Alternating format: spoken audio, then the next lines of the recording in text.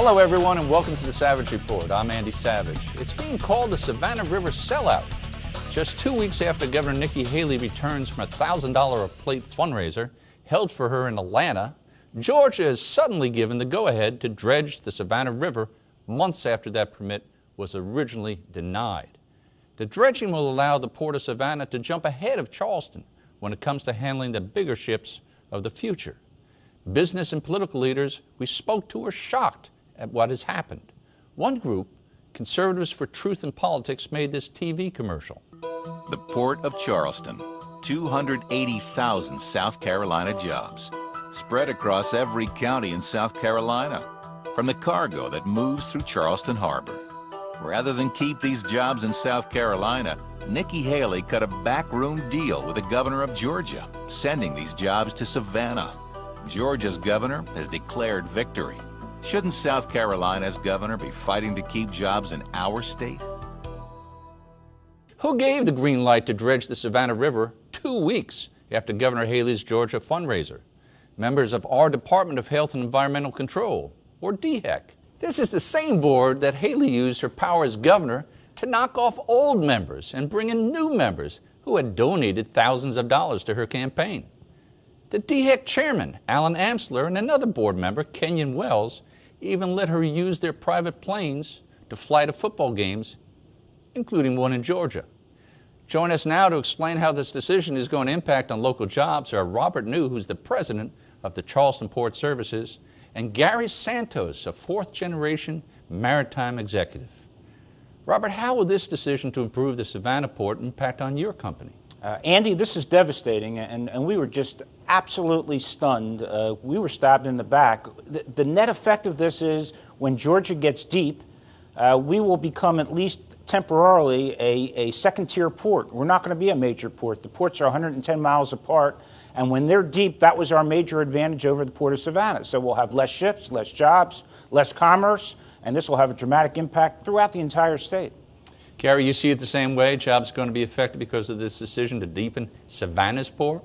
Well, I can tell you that the business community that I'm talking to are concerned, very concerned. They're concerned that the governor came down here last year and told us that she was tired of Georgia having their way with us, and it wasn't going to happen on her watch, and here we are a year later hearing this news. So the community is very concerned. They're watching it very closely, and they're hoping that she will support businesses in South Carolina first before she begins supporting businesses in Georgia. A lot of what we have heard going on is just political rhetoric, saying why would we grant anything to Georgia? What I will tell you that's very important is you don't undercut people in order to beat them. You beat them by winning. Robert, you say she stabbed Charles in the back, but she says she didn't influence her board. There's no question she did. And let's look at the facts. What happens is she has the fundraiser. She then goes ahead and sits there with Governor Nathan Deal of Georgia and puts Nathan Deal before the DHEC board. They get the clear message. There's no question about it. There was a connection. And it's more than that. It doesn't pass the smell test. Nobody was informed for the Port of Charleston. Nobody was informed in terms of the politicians in the state. Savannah River Maritime Commission was not informed. This was done in the dark. It doesn't pass the smell test. Well, Gary, let me read you a quote from Governor Haley. "You now have a governor who does not like to lose. Georgia has had their way with us for too long, and I don't have the patience to let it happen anymore." She said that just 1 year ago about staying ahead of the Port of Savannah, yet 3 weeks after that fundraiser, she asked DHEC to listen to an appeal because the governor of Georgia had asked her to do that and try to get this permit approved.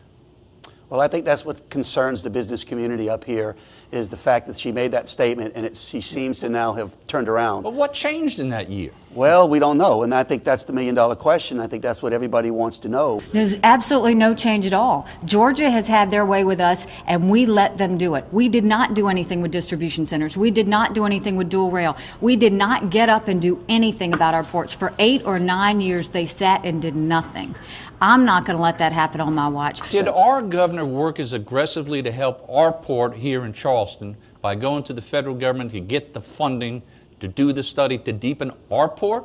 Well, many don't believe so. In fact, if you look at the new statistics that have just come out about being business friendly, South Carolina ranks 28th. You have North Carolina ranking 3rd and Georgia ranking 11th. So here we are sandwiched between those two states, and we're so far behind. So I think she needs to concentrate on assisting the businesses in South Carolina before she starts helping, somebody who's already ahead of us, according to Forbes magazine. Robert, you always have the inside story. This guy, Alec Poitevin, is the chairman of the board of the Georgia Port Authority. He's also being very big in the GOP and in charge of the National Republican Convention next June. A lot of people whispering any concerns you might have about Haley help this deal to get a speaking role at the convention next year? I think it's the only way that you reach a conclusion as to what transpired. And they're laughing down in Savannah. They think that they bought our governor cheap. And if cheap means a $15,000 fundraiser and a speech at the Republican National Convention, that's a real tragedy for the Port of Charleston and for the state of South Carolina. And, I don't know whether it'll ever be substantiated, but I guess we're all going to be sitting there wondering if she does get that speaking engagement Wednesday or Thursday night at the Republican National Convention, as to how that transpired. I was wondering, maybe she wants to leave Columbia, move to Savannah. She might be the mayor down there. The newspaper really gave her strong support this week, telling her to hold tough. Did you get to see that editorial, Gary? Chip, your reaction to what's taking place?